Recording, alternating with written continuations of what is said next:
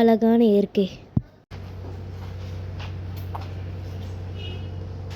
இங்க வாங்க வாங்க, இங்க வாங்க.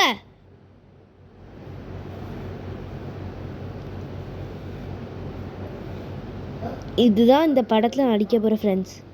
செடியை பாருங்களேன், நம்ம போன வாட்டி பார்த்த செடி மாதிரியே இருக்குதுல்ல. அதுவா நீங்க கிளப்பி விடுறீங்க, போகக்கூடாது. இவ்வளோ பார்த்து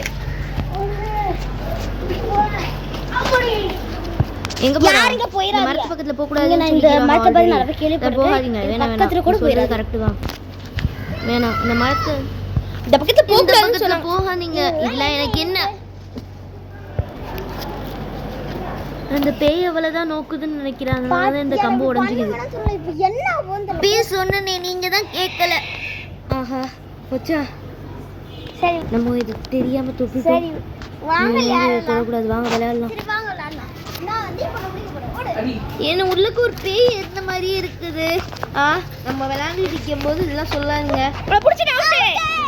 ஏன் ஒருத்தவங்க மட்டும் பேசுறீங்க? எல்லாம் பேசுங்களேன். அங்க வீட்டுக்கு போகலாம்.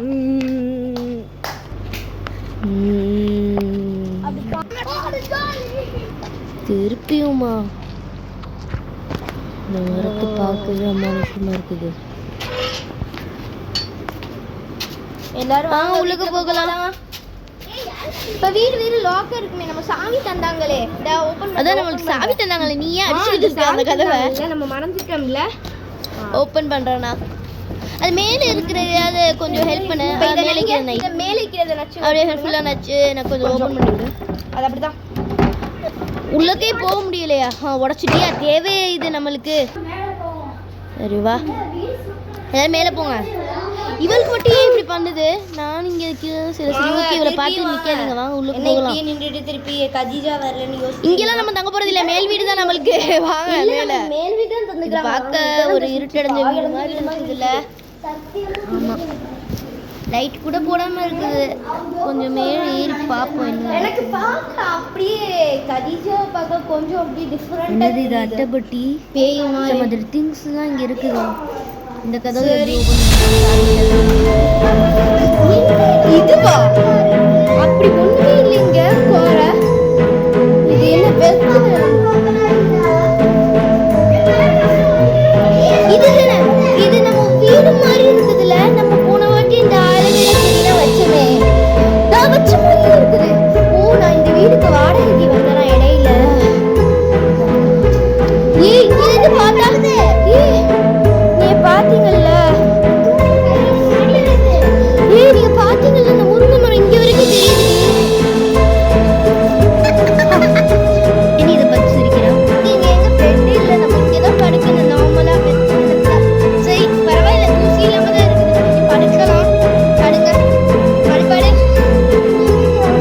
நம்ம என்ன செய்ய போறோம்னா,